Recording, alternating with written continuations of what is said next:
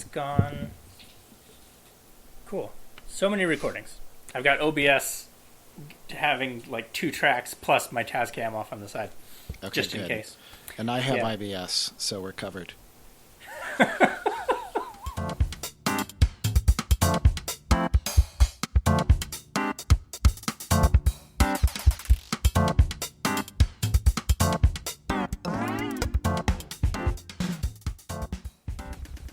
Hello everybody, and welcome back to the 305. Today we are watching film number 9, The Magnificent Ambersons by Orson Welles. And today my guest is once again eminent Orson Welles scholar and fanboy, Theron Seckington. Okay, eminent Orson, you're always doing this to me. Hello everybody. Welcome to our new podcast, All's Wells That Ends Wells. That's the sub-podcast within the podcast. Yeah, might as well be.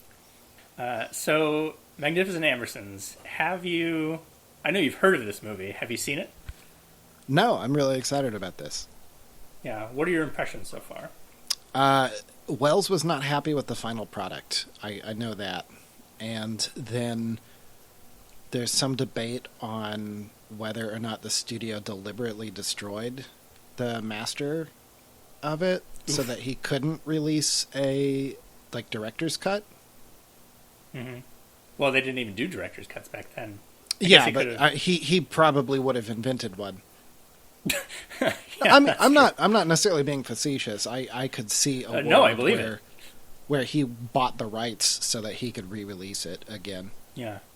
Well, and just to clarify here, from the back of the Laserdisc, this film is 88 minutes, shortened from 131 minutes. That's a big... Yeah, they cut almost 50 half minute the film. cut, yeah. Yeah. Largely in the last act, I believe. Gosh. And as you said, Orson Welles was not happy about that. A lot of people think that this film didn't really suffer that much for it. I've seen this before. I actually liked it quite a bit. So I'm curious. It's been a few years, so I'm curious to see how well it holds up for my current film brain. But yeah, any last thoughts before we dive right into this? No, I've been reading. This is Orson Welles again, of course, the book of interviews with Peter Bogdanovich, and I'm interested to see how the film matches up with what he complains about in that work. Dude, I hope you have a list of complaints to read off after we watch this. Yeah. Here's a list of ailments with the film. Yeah, exactly. Bob Duca style. As Bob Duca, yes. All right. Well, thank you for that. We will go ahead and watch this film. As always, go get your Laserdisc and watch it real quick. Watch it with us. We're going to take actually a couple days break after watching this just to let it sink in and do some further investigating of all these wonderful special features. And then we will, through the magic of podcasting, be right back.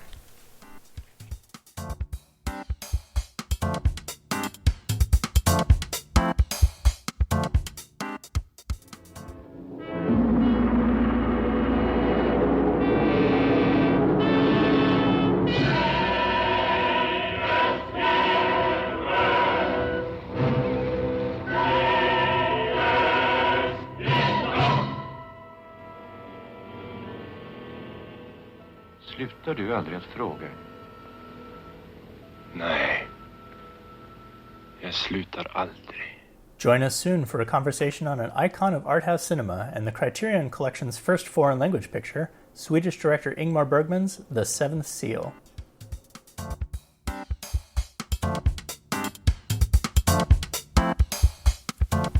Well, welcome back, everybody. We are here after having finally gotten to see The Magnificent Ambersons after a bumpy start. Yeah, Theron, how did you end up finally watching it? That was the story. I wound up renting it on YouTube.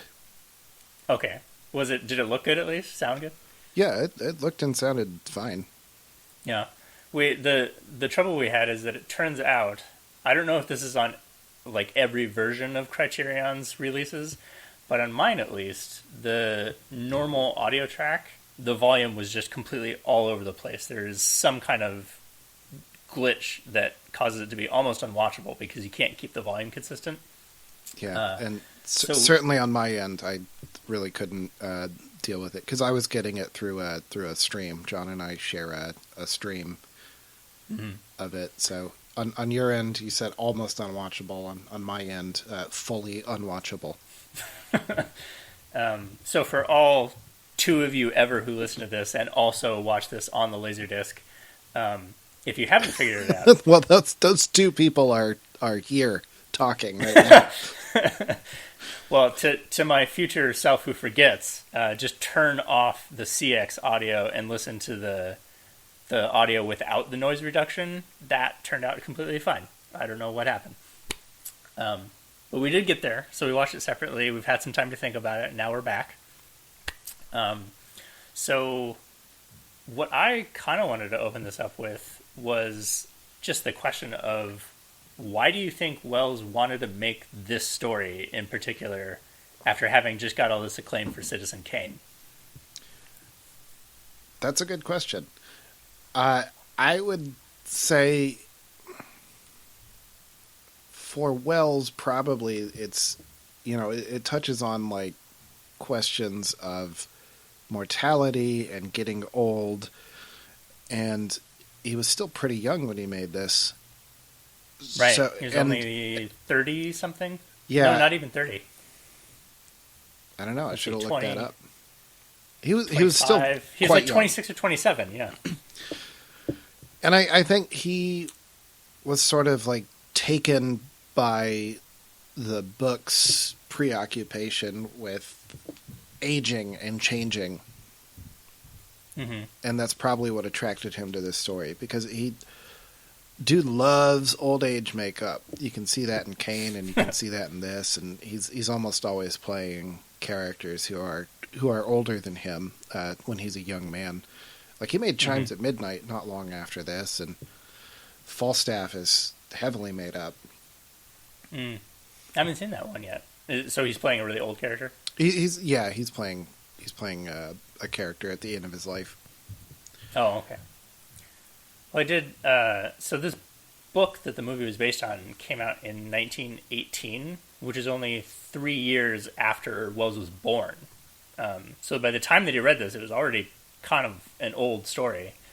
And I did the math, and it was shot in 1941, but set in the 1900s. So this is like if somebody today had just had this like blockbuster movie, this epic drama that took place over all decades, and then for his next movie, he was like, you know what I really want to do? A 1980s family drama about the coming age of computers and how that's going to transform society, possibly for the worse. I would watch that. I would too, but it is an interesting about face, having just come off of Citizen Kane. Yeah, but I think in some ways, like I see the thematic lines connecting these things. Mm-hmm. Talking about change, and I don't think I'm too clever for noticing that, because that's literally the opening montage of the film. Right. Kind of hammers you over the head with the themes that we're going to talk about by showing the way fashion in Wells' changed. own voice. Yeah, by showing the way fashion changed very quickly, and people talk about the automobile. I think how do they pronounce it weird? Yeah, or they say it weird. Well, and they also say like horseless carriage and stuff like that. Yeah, horseless carriage doesn't sound as weird as the way they say like automobile or whatever they call it. Oh yeah, I think that might have been it. It's always automobile. They always have this weird inflection with it. Mm-hmm.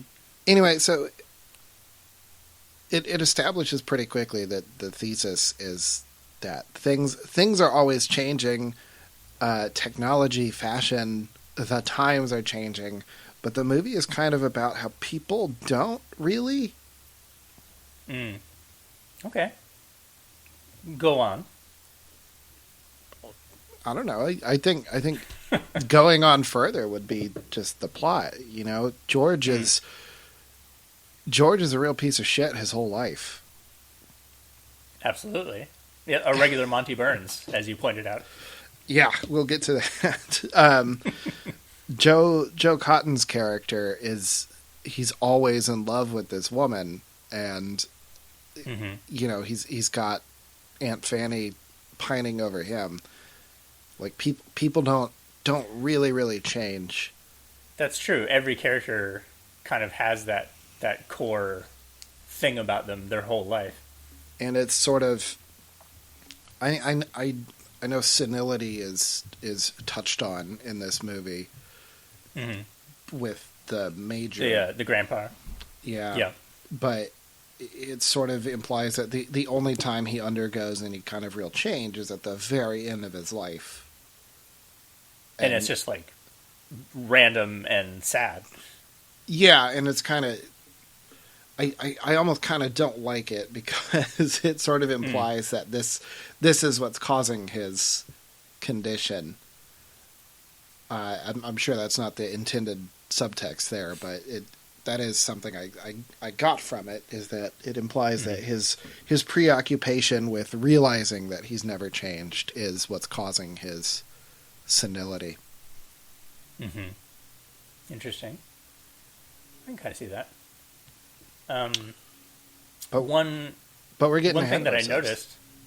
Well, I was gonna. I also made a note of myself just because I thought it was really intriguing to me. Is that in the dynamic between George, the younger man, and then Eugene, who's the older competitor for his mother's affections, that it's George, the younger man, who wants to stay essentially stuck in the past. Like, he hates the idea of the automobile.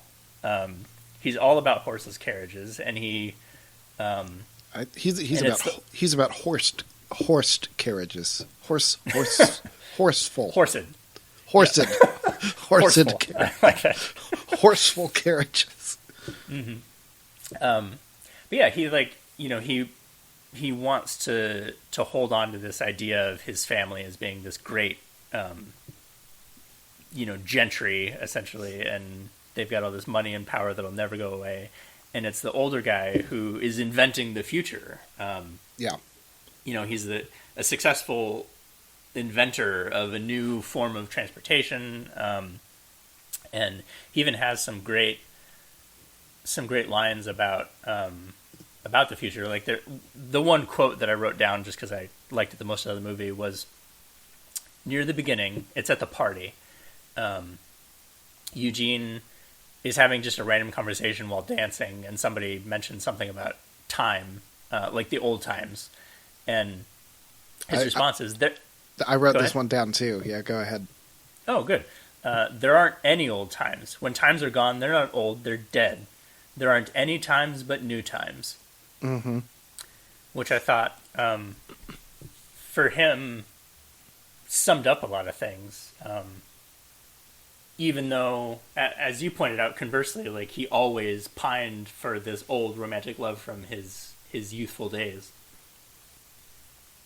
But anyway, I guess the movie that this made me think of the most, and I'm not totally sure why, but Barry Lyndon came to mind. Have you seen that one? Yeah, I'm a big Barry Lyndon stan. And I guess, part of it is that it's a period drama about rich people, and the main character is very similarly, like, hot-headed, and just kind of a crappy person for most of the movie. Also trying to fight for his family's honor in different ways. That's an interesting comparison, partially because I don't quite see it. It's got those little bits, like you say, but George is born into this aristocracy in a way that literally no one else in his family was. Like, because it's the grandpa that made the fortune, right? Yeah, but even then, that was during his parents' lifetime. So and he made it just through investments, like, which is interesting because like that's passive, right, compared to inventing, right. which is an active pursuit. Mm-hmm. So he keeps using the word riffraff throughout the movie to refer to everyone else, which is interesting because no one else in his family talks that way. But because and queer-looking duck. Yeah, he was born into this fortune and this position in the community, and that's sort of what ruined him because he refuses to get a job. He won't like go to school. He won't do anything. He said he wants to be a yachtsman when he grows up, I think.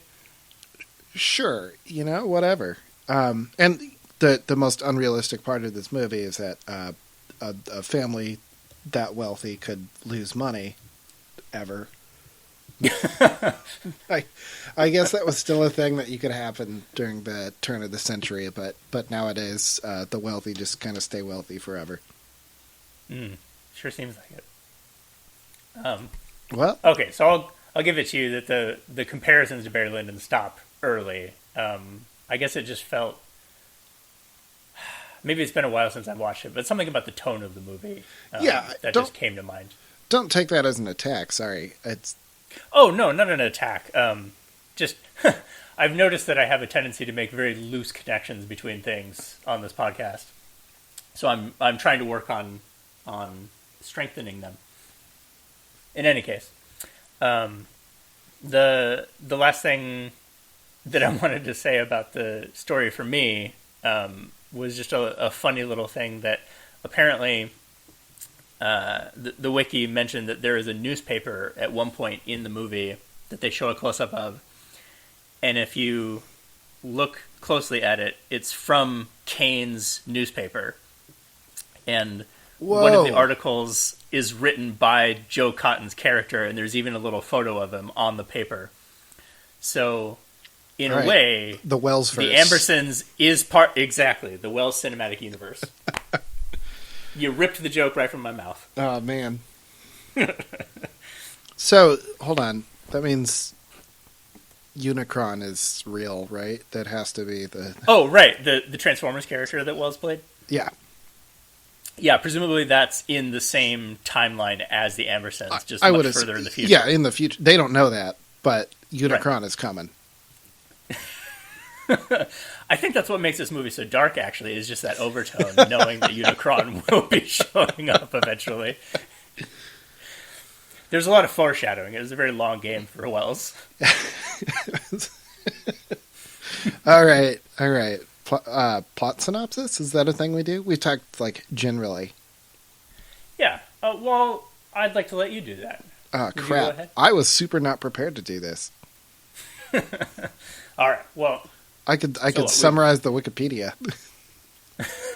I mean, that's basically what I'm doing. But off the top of my head, we've got the story of the Ambersons / the Minifers, which are the sort of head of the family is Major, the grandpa. He's on the Amberson side. His daughter Isabel has a courtship with Eugene Morgan when she's a young woman, and Eugene ends up making a complete ass of himself. I can't remember the details of what happened, but it ended up with him falling into a cello. He's trying to serenade her, and he's drunk, and he falls over a cello, and I guess engagement off. Yeah. At that point. And so she ends up instead marrying, I believe his name is Wilbur Minifer. So she becomes an Amberson Minifer. Yeah, who doesn't really feature into the story. Not really. And then her sister, I think her older sister Fanny, comes to live with them in this great mansion that's owned by the grandfather, if I'm not mistaken. And Isabel and Wilbur have a son, George, who we meet near the beginning of the story. He's, as you said, he's born into wealth. He's had a silver spoon in his mouth the whole time. He's a total jerk and a bully as a kid. And there's a lot of talk at the beginning about how the townspeople all wish they could live to see the day that kid gets his comeuppance. They really want him to get his, because we see all these scenes of him being just a total brat. And then he finally grows up, and we cut into the present day of the story where George is coming home from college, and they throw a big party in his honor at the mansion. And that is where Eugene Morgan has also come back after many years away. And he has a lovely young daughter. Oh, I'm forgetting her name. Lucy. There we go. Who shows up to the party. Lucy meets George. George falls for her instantly. He starts trying to woo her and not doing a terrific job of it, I would say. And he doesn't know this whole time that her dad is Eugene, who all those years ago tried to court his own mother. Yeah, this is weird because it's sort of framed like a comedy scene. Sure, yeah. But there's sort of nothing funny. But it doesn't really play out that way. There's nothing funny in it. Basically. It's hard. Did Wells do any comedies? They were all dramas, right? I don't. I should know the answer to this. But, I mean, like, Citizen Kane has a sense of humor in it. Citizen Kane is really funny throughout. Yeah, he definitely... I know from reading that he did try to make this intentionally darker. Yeah. Just because he felt the story was a tragedy. So we have that party scene, and everybody parts ways. And then the rest of the movie has this sort of competing storylines about courtship, where George is trying to win over Lucy, but at the same time, Eugene is trying to win back the affections of Isabel, the mom. And about halfway through, the dad, Wilbur, dies suddenly. So that opens the door even further for Eugene to swoop in.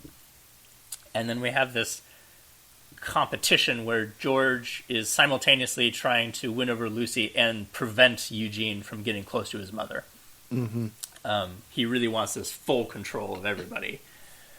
And it becomes this, I guess, allegory in a way of these two forces of the past and the present, or the future rather, fighting and trying to gain control over the other. Well, it's sort of, I would say it's more progress and stasis. There we go. Yeah, that's a better way of putting it. Eugene's whole philosophy is, like you said, there aren't any times but new times, and he's always trying to move forward into the future, and George wants things to be exactly the way they are, except also with Lucy. Yeah. So I hope I'm not missing a part in here, but I know that eventually George, he learns the story of the original courtship between Eugene and his mom. He didn't know this yet, and it just sends him into a rage. He also discovers that Fanny has had the hots for Eugene this whole time. And he's told by Fanny that essentially the whole town knows this except him, and there have been all these rumors about Eugene coming back to sweep Isabel off her feet again. This makes him just insane with jealousy. He accosts a local neighbor about these rumors just out of the blue, and finally decides that the way he's going to get away from all of this is to take his mother on a global trip of some kind, so that the two of them can be together and alone. And he tries to use this as like a gambit to win Lucy over one final time, but it backfires because she's totally not taken in by the idea of him leaving. She's like, "Oh, that sounds great. I hope you have a wonderful time there."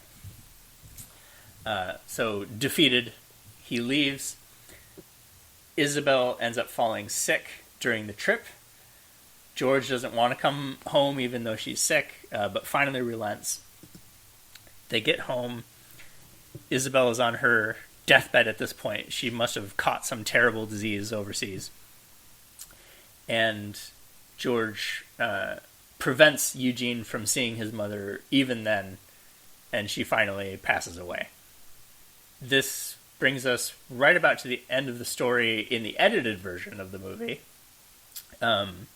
George is finally, he's lost his mother, he's lost everything. His grandpa has gone senile and also passed away.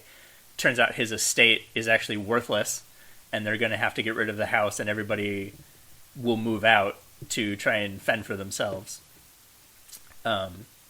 George moves in with his Aunt Fanny into a boarding house that he's trying to pay for by taking up a terrible job working in like a dynamite factory. And then finally, in some poetic justice, he ends up in an automobile accident and loses the use of both of his legs. That brings us to the final scene, which is Eugene and Fanny at the hospital outside of the bedroom. We don't actually see George anymore. And they walk away as Eugene relates. This is resolved in a pickup shot. Essentially. Yeah. It really is. Eugene relates how he's just talked to George and feels really good because George finally reached out and said, like, I'm sorry. And Eugene felt the spirit of Isabel watching over them and being happy that Eugene would finally be able to take care of the family in some way. And that is this very abrupt end of the movie. Yeah. And then the reason for that, I guess we'll get into a little bit when we talk about the behind-the-scenes stuff. But you're right. It really was a pickup shot that they did not have before. It was changed from the way that Orson originally intended, was a much, I think, darker in tone, if not substance. But there was a lot of back and forth in the editing process that caused this. Yeah. Apparently, and I haven't read the book, so I cannot guarantee this myself, but apparently this is fairly close to the book ending, more so than Orson's original. Oh, right, because the book had a kind of a happy ending, apparently. Yeah.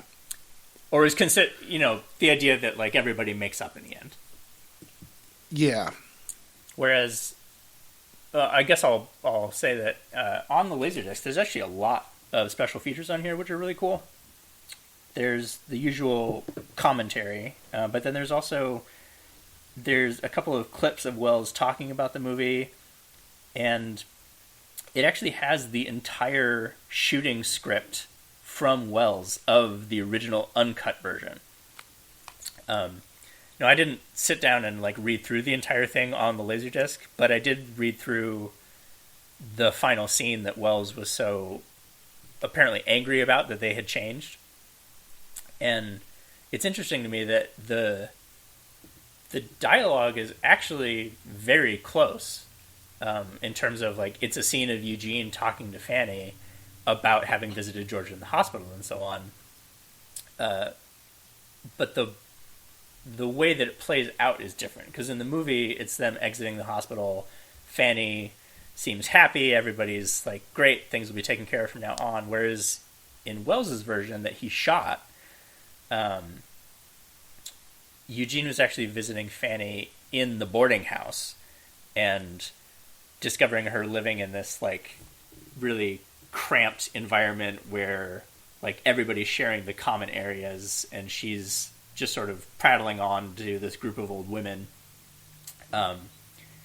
They step aside for a moment and just sit in some rocking chairs talking about having gone to the hospital, and it seems clear that Fanny has just sort of given up on life, as it were, and is very just sort of barely paying attention to Eugene as he talks about this, and it's making Eugene very nostalgic and disappointed about how things turned out. So it really doesn't seem like he's going to come in and save the day anymore. Mm. And then the disc actually also has all of the storyboards from the uncut version, so you can actually see at least the drawings of how every shot was going to play out originally. And then Does it have the hallway fight where George fights three guys with a machete? In the original? It does. It's very... That's interesting. It's got sort of comic, like, Marvel energy there. I got kind of bored to the end, so I paused it for a second and watched some clips of The Raid. What is The Raid? Oh, it's a super, super good movie. Okay. Should I check it out? You should absolutely check should it our out. listeners check it out? Everyone should check it out. It's an incredibly violent, grounded, gritty martial arts film. Just as Wells originally intended. Yes. I Yeah. can see that. So I had to. it was like 2 a.m. when I was finishing this, so I had to pause it. I had to watch some of The Raid to get my energy up. Because I would say I don't think I'm being unfair if I say this film starts to drag in the second act, which is most of it. Oh, it really does. Yeah. This film is 90% second act. Well, and second act is essentially where it ends because, if you add in 50 minutes of film, that's an entire third act that didn't get into there. Right. Yeah. So I was going to talk about the actors for a little bit, our ensemble here. Just some things that I found out about them. First, there's George Amberson Minifer. He is played by Joseph Gordon-Levitt, as I believe you'll recognize. Joseph Gordon-Levitt, who went on to do a bunch of cowboy films after this. Exactly. Time out. I want to see Joseph Gordon-Levitt do a Western. Actually, now I've breathed life into this golem. Yeah, I'm surprised he hasn't yet. He's had such a varied career. But yes, I can see that. Maybe he'll remake one of Tim Holt's movies. We can have him, Gordon-Levitt, in The Treasure of the Sierra Madre. Oh, shit! I'd watch that. So Tim Holt, he, as you mentioned, he was in a ton of westerns, a lot of low-budget stuff. Before he was at RKO, he actually had a long-running contract with the producer Walter Wenger, who coincidentally produced Invasion of the Body Snatchers, which was our last episode. Oh, there we go. Yeah. Criterion somehow manages to tie these things together, or it's just happenstance because Hollywood is so incestuous. In any case, Tim Holt showed up in Stagecoach in 1939, which is just a couple years before this. And then when he went to RKO, it was all almost entirely low-budget westerns. So it was kind of a fluke that he ended up in Ambersons. Wells he was looking around at who RKO had at the time and noticed him and thought he was interesting. I think it worked out really well. I sort of wonder if that character in Hail Caesar is based on him a little bit. Oh. Yeah, I really didn't like that movie, but now that you say that, I could imagine that. I finally watched it this year, and I did like it. It's sort of, it's a middle of the road Coen Brothers. I guess that's kind of it for me, is that it was just so middle of the road. I wasn't really, I don't know, I just never got invested in it. Yeah, it's fine, but it was a fair way to pass the time. But yeah, I'm curious if the time period's not exactly correct, but I'm sort of curious if Hobie Doyle is a little bit based on Tim Holt. Yeah, knowing the Coen brothers, I guess, and their output, it wouldn't surprise me if they were to do a deep cut reference like that. Like I'm sure that the more obvious thing would be like Roy Rogers, but sure. Anyway, well, and it could even be a pastiche of all of them.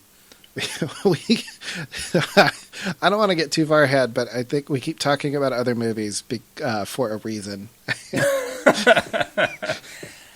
Yes, keep that in mind for later. I'm starting to intuit that we had a very similar experience, except you didn't watch machete fights. Well, to your knowledge. So Timmel, he actually became a B-29 bombardier in Whoa. World War II. Like right after Magnificent Ambersons. I think he was in one last movie called Hitler's Children, and then he went off to World War II. Oh, he was in Boys from Brazil? He was? What? No, that was a joke. Oh, okay. Spoilers for Boys from Brazil. Yeah, I knew that had something to do with Nazis, but I didn't make the connection. So he was in World War II. He flew in the Pacific Theater, it said wounded over Tokyo on the last day of the war, and awarded the Purple Heart and the Distinguished Flying Cross. Then he comes back from the war, continues doing westerns, and then ends up in The Treasure of the Sierra Madre, which was his other most famous film, I would say. Then we've got Agnes Moorehead as Fanny. She was a veteran actress, much, I think about 15 years older than Orson Welles. But she's super good in this. Yeah, and she got, actually for it, a Golden Globe for Best Supporting Actress and a nomination from the Academy Awards. Mm-hmm. She was actually part of the Mercury Players, which was Orson's theater and radio company. Yeah, she was in Kane, right? Yeah, she was Kane's mother. Okay. And then, they just had this long, good working relationship, and so he put her in Ambersons as Fanny, where she just was all over the place, very dramatic role for her. There was a weird...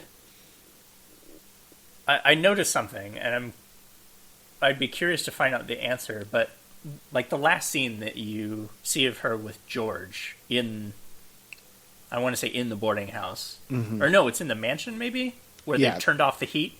Yep. Yeah, it's kind of the darkest moment for Fanny, because she's just lost a grip after her family has started passing away and everything's going to hell.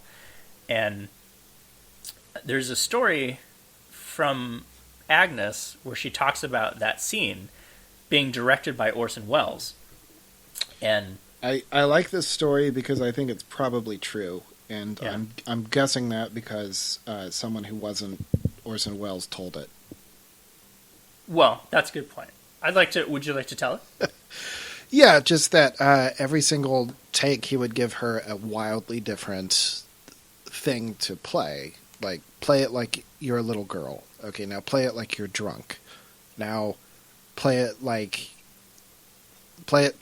nothing, you're just numb, no emotion or whatever. And then finally on the 12th take, when she was exhausted, he said, "Now play it." And she managed to combine all 12 of those emotions into a really memorable scene. Because that's what he wanted from her, was to get all of these little bits and pieces of stuff, because people are complicated. People don't play things on one note. Mm-hmm. And so that was the way to add some veracity to her performance. Yeah. Huge if true. Good way to put it. Well, the reason I say that I'm confused about it is that if I'm not mistaken, in the notes on the disc about everything that happened afterwards with this, after shooting was over, part of the re-editing was that the studio reshot several scenes, including they made this new hospital scene at the end. But it mentions exactly who shot these different scenes, like the second unit director, and they give his name, the second cinematographer, all that stuff. And they say that the boiler scene actually was one of the reshot scenes, which makes it very odd as to how the story about Orson Welles came out if he was in South America at the time. Huh.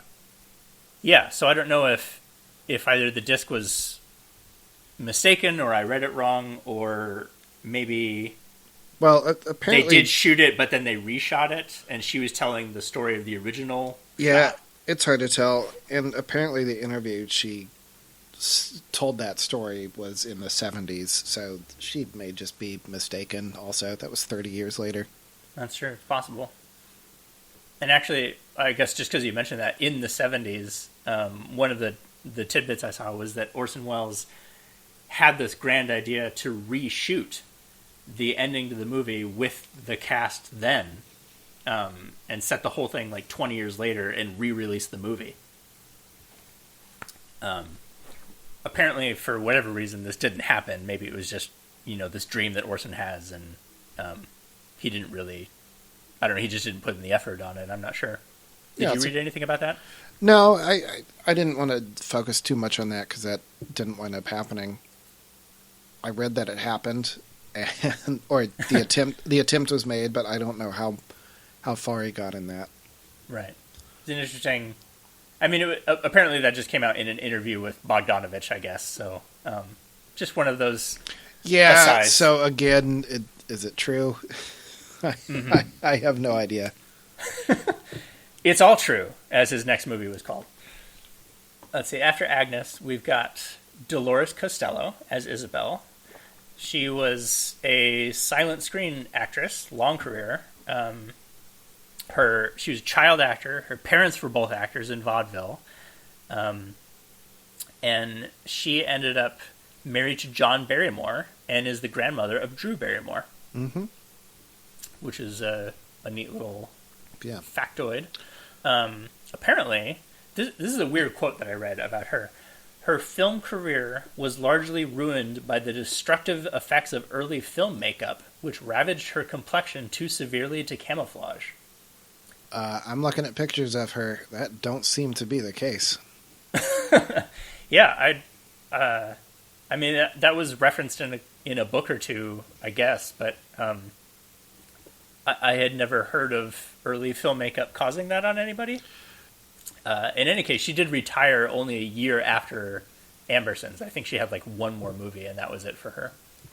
Yeah, you'd have to get someone with more makeup expertise than me. I'm sure you know someone who could comment on that, but probably I'll find someone for one of the special effects movies who can talk about the makeup. Well, there's that thing like in The Wizard of Oz, the original Tin Man was super allergic to whatever paint they were using. That paint. Because it had like actual metal in it. Mm-hmm. What I don't know, maybe all metallic paint does, but back then they were just going, here you go, we've made this paste out of lead and mercury, and if you could just dab this on your tongue, it looks really good really under these carbon arc lights that we're using to light this picture and absolutely destroy everyone's eyes. So don't forget to wear your radium watch.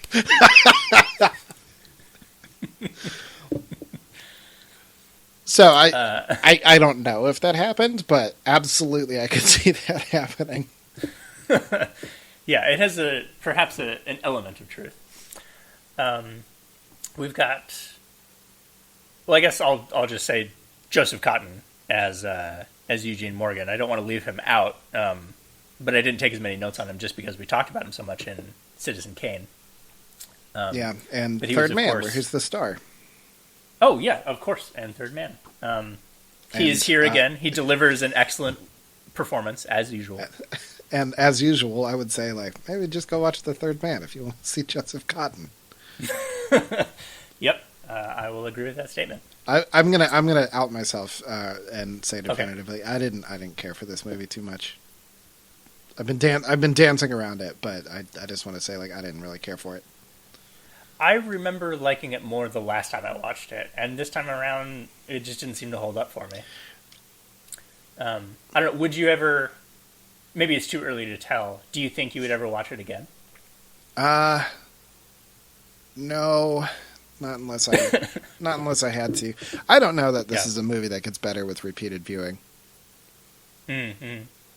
It's kind of a family melodrama, and I know most dramas that we see in movies are essentially family melodramas, but It's got a very unsympathetic lead. Mm-hmm. It does not have the sort of technical stuff that made Kane stand out for me. Like I couldn't point not as much. I couldn't point to a shot where I go, "Oh, okay, there we go. They worked hard on this." Mm-hmm. The same way I could with Kane, which, if you recall, I also kind of didn't like. Right. Yeah, on that repeat viewing, I remember. Well, I think you said at the time that it's hard to tell maybe if it's because so many other things have come out since then that have been influenced by these movies that it's hard to really appreciate what's here. Yeah, I also think, just personally, it's the genre of rich people feeling bad is is tough for me to feel sympathetic about. And I know that is in the classical mold of a tragedy where you've got someone in a high status position who falls somehow, either financially or morally or whatever. So I understand it. I understand the tradition it's part of, but now that we're living in a society that is rapidly approaching another age of guillotines, it's harder. it's harder to really feel for these characters, to connect with them. You know, it's funny that you say that because one of the things I read from Wells, and I couldn't find it again when I went to go look it up, but he was talking about what the studio had done to his film, and his almost his exact words were, "Once you take out the stuff that I shot, it's just a movie about rich people bickering with each other." So he honestly felt the same way that you did about his own film after they'd taken it to the cutting room. Yeah, but that's also the plot. So I don't understand what what the studio could have, how those 50 minutes were going to really save it, quote unquote, removed that yeah, change the framework that the movie is hung on. Yeah. Maybe someday I'll read through the shooting script and tell you if I find anything shocking in there. Like the machete fight scene. Well, they play Monopoly in real time for almost 90 more minutes. I'll wrap up the Mother, the father, I've just found the most wonderful board game. What was Monopoly invented? Could they have done that? I almost when it was the landlord's game. Yeah, I think almost that could have almost happened. Yeah, let's see. Oh, it could have, yeah, because the landlord's game was invented in 1904 or patented in 1904. So it's conceivable that they could have played it together. Okay, awesome. That would be, which is, of course, the precursor to Monopoly, the landlord's game. Yeah, I was going to say this could almost. People talk often. The Monopoly movie rights have been horse traded around for like a decade between studios. You're aware of that, I'm sure. This could basically be it. Not surprised. Yeah, there's our tagline. It's just the Magnificent Ambersons, Monopoly the movie. A Hasbro film. Or Monopoly Ambersons edition. I'll Photoshop that up and add it to the post. with the Major as Uncle Pennybags. There we go. It really sells itself, honestly. So, well, speaking of the Major, that was Ray Collins. He was another Mercury Theater actor with Wells and Joe Cotton and Agnes Moorehead. He was also in Kane. He was Kane's political rival near the end. Oh, okay, yeah. Yeah. This guy appeared in more than 75 films over his career. Oh, sorry, that was Jack. Richard Bennett is the Major. Jack is the congressman. Oh, you're right. I'm sorry. Yeah, Uncle Jack. I even forgot that in the plot. Yeah, it's there's Fanny is the sister, and then Jack is the brother. Yeah, that character also disappears for a while. Yeah. And then he comes back to deliver a monologue, and then he gets on a train and leaves the picture. Yeah, that about sums it up. Thank you for filling that back in. And then finally we've got Anne Baxter as Lucy Morgan. She was apparently the granddaughter of Frank Lloyd Wright. Oh. She was a teen actress on Broadway. She then, her first film experience was screen testing for Hitchcock's Rebecca, which is actually coming up in a few, I think it's like in the teens in the Criterion Collection. She later won an Academy Award for supporting actress in The Razor's Edge, which I have not seen, but sounds interesting, and starred in the movie All About Eve, which I know is another famous movie. That movie's great. Oh, you've seen it? Cool. Yeah, well, that's her. So that was Lucy. Yeah, Cammy connected with a very old friend once, and we asked him his favorite movie, and he said All About Eve, so we had to go watch it. And it turns out it's great. Awesome. Yeah, unfortunately it's not in the original collection, but I know it's since, I believe, come out on DVD and Blu-ray by Criterion. Well, that wraps it up for the actors. Did you have anything else? No, I already said Agnes Moorehead is super good. And that's really the main point that we're trying to get across here. So then, technical stuff. Let's talk about what there is, at least. I know you said you didn't really come away impressed by any of it. I mean, it's serviceable. Nothing's bad in it. I think the costumes are great. Claire Kramer and whoever else worked on it did a really good job. I read but could not substantiate that the costumes in this film were used in a good deal of other movies, but that in itself is not that unusual. Sure. Well, I think from what I read about the movie as a whole, or the design of it, they were extremely meticulous in their research for the movie. So it doesn't surprise me that they would end up reusing those costumes. Probably, one, because they were super expensive, and they wouldn't want to put those to waste, but then also just because they would have put in a lot of effort making them very realistic for the time period, which was, like 40 years, set 40 years before the movie actually came out. So I'm sure they had plenty of use for them. The mansion itself, the Amberson Mansion, apparently this is a 3-story mansion that they built basically in its entirety as sets. At some point they used the whole place in a shot in the movie. Like they've got the ballroom, the kitchen, the bathroom at one point, the giant spiral staircase in the middle of the hall, bedrooms up on the top floor, and they built this whole thing as multiple sets, essentially like one set per floor, with the staircases sort of faked throughout. Yeah. And I thought that, for me, I did notice a few shots that were pretty cool, and it was usually where they're moving the camera a lot more during the action than they were in Kane. This is, of course, a new cinematographer. Kane was Greg Toland, who was like already a veteran, whereas this movie was a guy named Stanley Cortez. He was actually also mostly known for low-budget westerns, but apparently Wells just saw some like a portfolio of sorts and thought, wow, this guy's actually, he's really fast and he's got his own personal style, and that's what I need for this movie. Well, he also did Night of the Hunter, which is considered one of the best. That's a fantastic movie. Noir movies, yeah.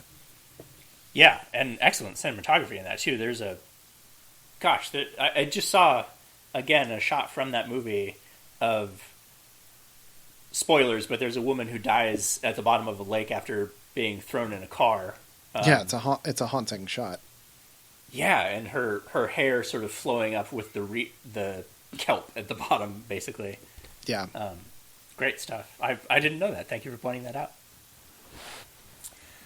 But so the ones that I noticed, one of them was there was a shot outside where George and Lucy were riding in a carriage, and a horsed carriage, and he's trying to talk to her about marriage. He's like, "Look, we've been seeing each other for so long. Why won't you marry me?" And what was cool is that the camera, they didn't just lock it to the side of the carriage.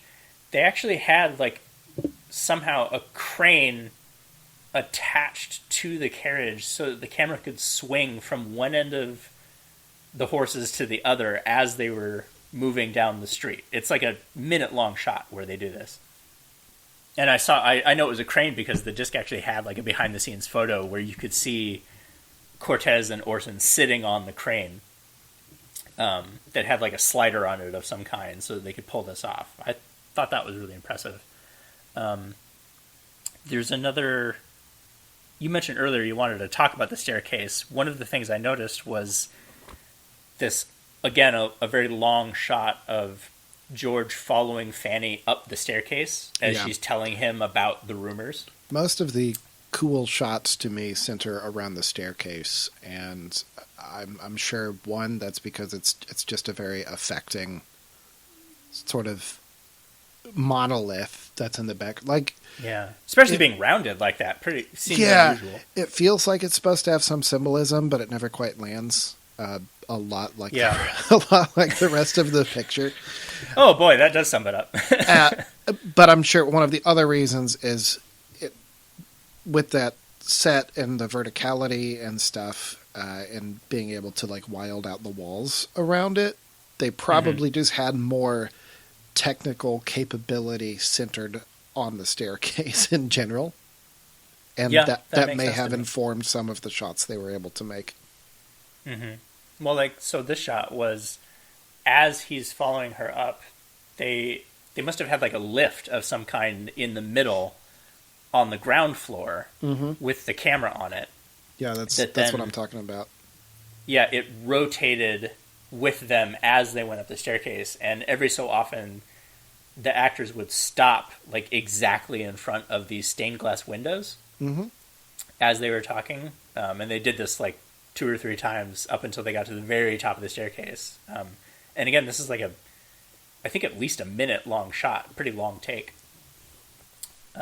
which I thought was neat. And then finally, at the end, that reshot scene in the hospital, even though it's a pickup shot done by like a second unit director, a different cinematographer, I actually thought it was pretty neat that they did a reverse walk and talk down a hallway, just like we're used to now with like West Wing style shooting. But like the camera starts at one end of the hallway and follows both actors in a 2-shot in reverse as they're discussing. And it's like it gently moves from one actor to the other as it goes until finally they cross by the camera. Oh, were dolly shots like that not common? I don't want to say for certain, but it struck me as unusual for what I've seen from the time period. Okay, yeah. That makes sense. Well, and that's kind of what I talked about with Kane a little bit too, right? You're right. Maybe there's a part where things that are innovative for the 40s just, because that's just a walk and talk down a hallway. Well, sure, everybody's used to it now. We see it all the time. And not only that, that's a joke because Aaron Sorkin does it. Right. Exactly. That's about all I had for the technical stuff. Did you have anything else? Yeah, I thought it was neat that staircase and parts of the mansion were used in Cat People and its sequel. It was used in the movie Spiral Staircase. I assume it played itself. And a movie called The Falcon is in Danger, which I've never heard of, but now must see, because that is that's a wicked good title. And apparently the exterior of Mrs. Johnson's house, which is the house of a woman George goes to chew out for like smearing his mother, was in It's a Wonderful Life. Oh. Yeah, that exterior was the Bailey house. You know, the like haunted Oh, house. the main one. Yeah, the house in It's a Wonderful Life. Huh, that's pretty cool. Well, that brings us to the last section, which is what was going on behind the scenes. Theron, I was curious, do you have a good grasp on this to relay like what all was going on while Wells was finishing this up? I know he had to get started on another shoot, and that the studio was not happy with it, and that he'd released a bunch of previews that were not very well received by the audience. I've got some quotes from the audience, but I will find those. Well, why don't you go take a dive here? All right. So, well, you're definitely right what you said. He did have another engagement in South America, in Brazil. What had happened was he was finishing up shooting for Ambersons when he got a call from the government, essentially, because they had this program from Roosevelt called the Good Neighbor Policy. And this program was all about trying to restore relations with Latin America and South America. Because I don't know if I like where this goes. This sounds like a nicer Monroe Doctrine. It actually turned out fine. It from what I read, it turned out fine. Didn't we fuck up South America like super bad? Well, no, but that's the thing is that so before this period, we had just had Woodrow Wilson largely, who had sent troops to practically every country south of the U.S. in order to protect U.S. interests and like business properties. Oh, thank God we stopped doing that. Yeah, they sent troops, they overthrew leaders, the works, and then about the time Roosevelt comes in, he and his cabinet want to go the opposite direction. They're like, this is insane to keep doing this and like making all these people hate us in terms of national security. So they decided, like, we're going to try and play nice. We're going to keep out of these other countries' governments, or their affairs anyway. And they started trying to restore relations. Part of that being through, there's like a specific department set up for Hollywood to try and get Hollywood to start producing like more positive or at least fair representations of Latin America. Because up to that point, they were all just stereotypes. They were portrayed as lazy and primitive and all these terrible things. But, at least from kind of skimming the surface of it, it sounds like for this very brief time period from about 1935 to 1945, it was like the only time that Latin America and the U.S. got along. Where, like, we didn't invade anything, nothing terrible happened, some good movies came out of it. We got Carmen Miranda out of it, actually. She became, like, a spokeswoman for this whole thing. Well, that's good. Yeah. And it wasn't until the Cold War, basically, that things started turning around, because suddenly it was like, oh no, the Soviets are trying to take over now, we can't have that. And we went right on back to sending troops and overthrowing governments and all that stuff.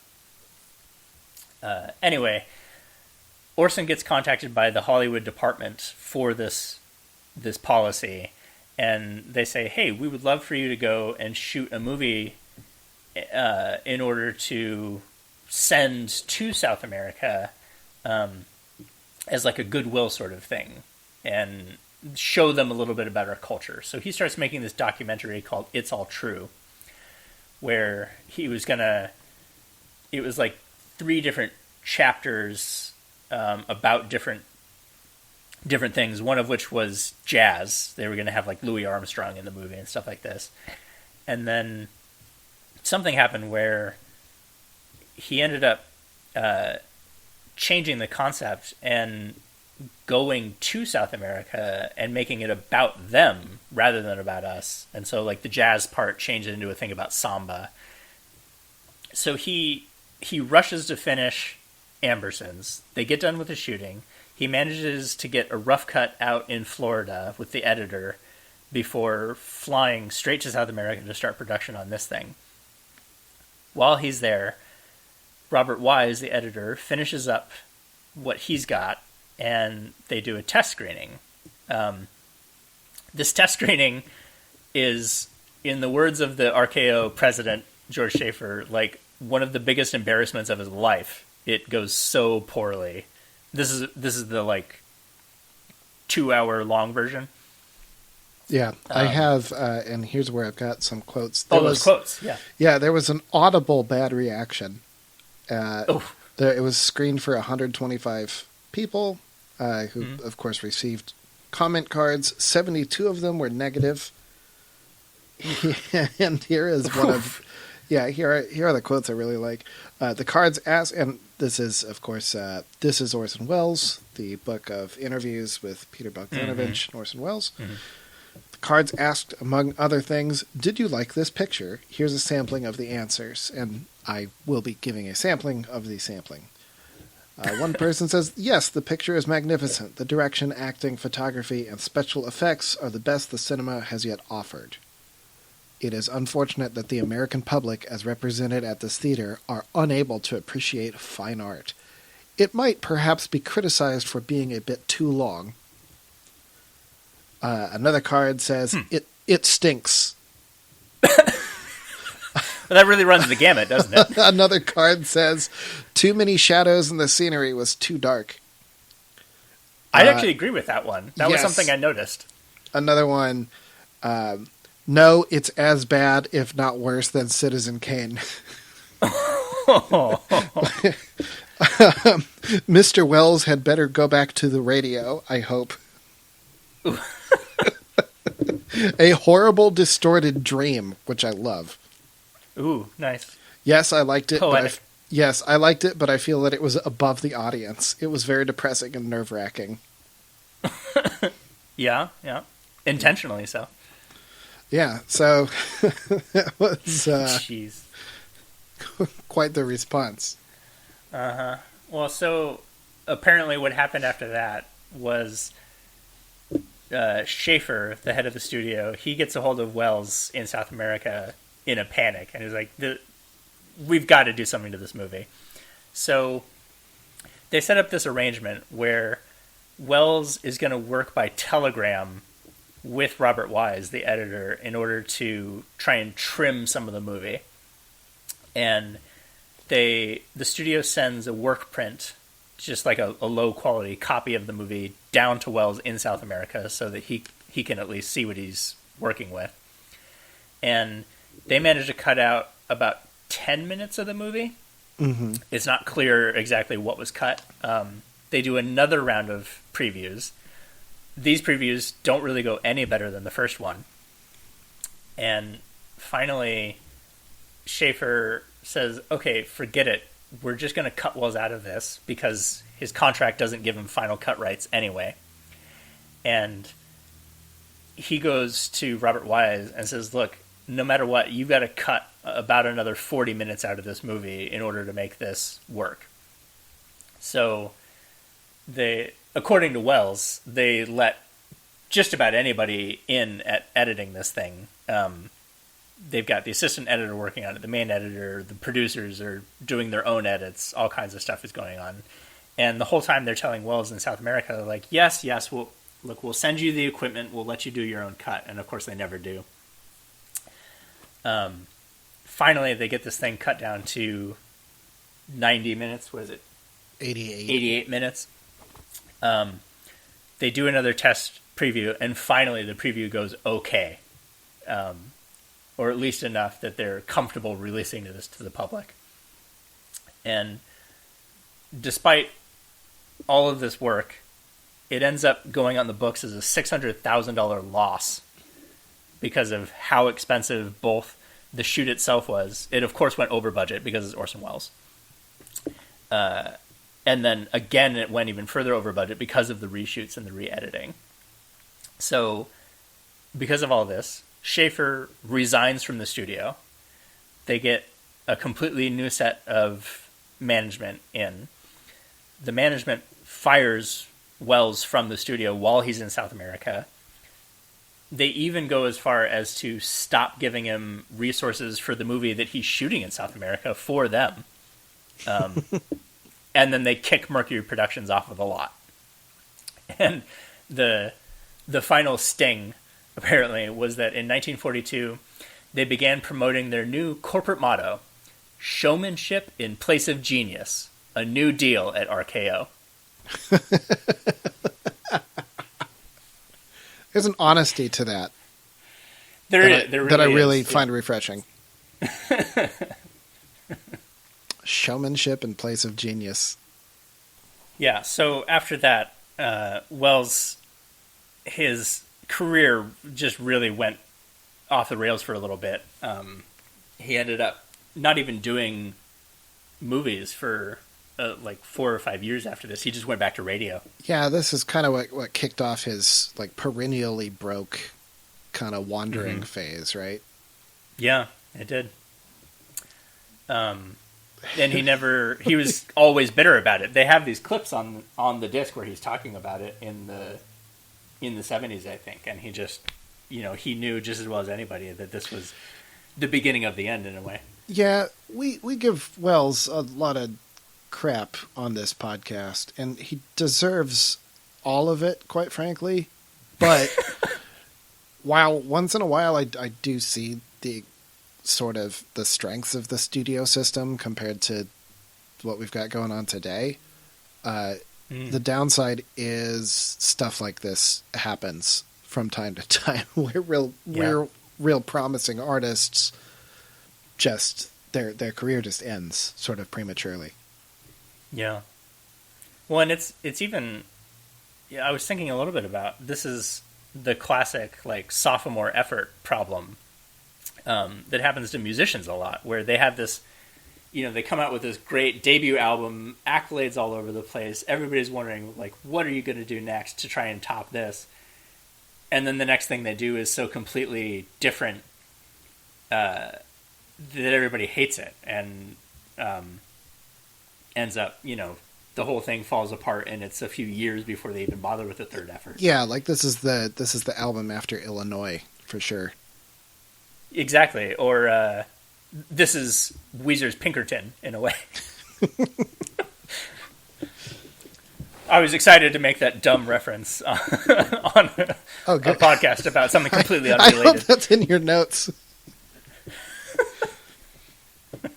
They were in my notes in my head.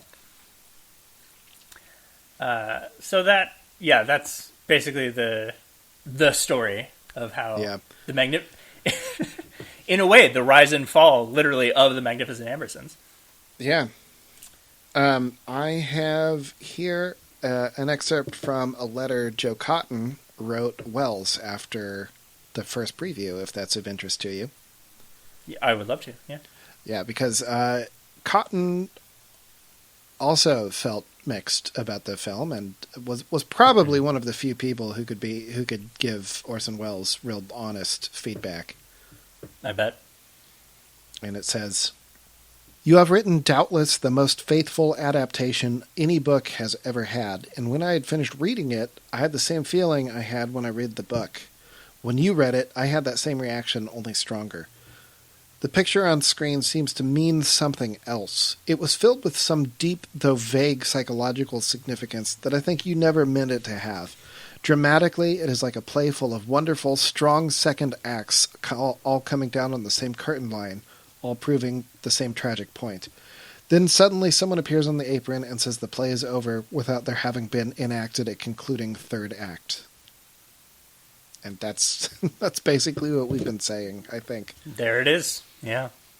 I even was thinking about this before we started recording, that just like, it's got these really obvious themes about, like you said, mortality and stasis versus progress, and even just literally about the automobile and how it's going to change things. But then it doesn't feel like it really adds up to anything important to say about those ideas. It's hard to see how 40 more minutes adds anything to this. Because I have no idea where where the screenplay could have gone from here or in the middle or anything, unless, again, they're sitting down to play Monopoly. Yeah.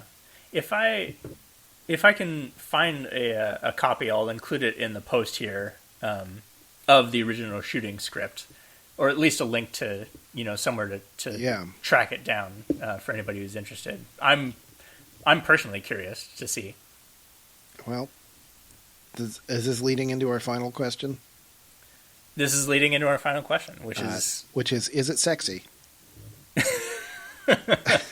I would say in like kind of a weird way. I would say no, and that question is borrowed from Mixed Review, which is another podcast I'm on occasionally. Oh, okay. I like that as a final question. I think they've stopped doing it because they started getting a lot into the more like exploitative horror stuff, and that question gets too uncomfortable.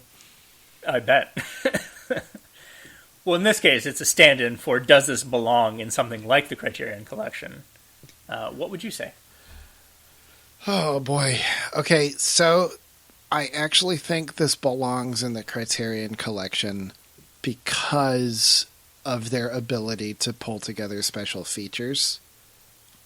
And so if you get this movie, you are also buying hints at what the complete version might be, and I think that is important. Yeah. Despite the fact that I went back and forth with you on The Third Man, which is one of my favorite movies of all time. Right. And said maybe it doesn't belong in there. It's weird. But that one had no special features.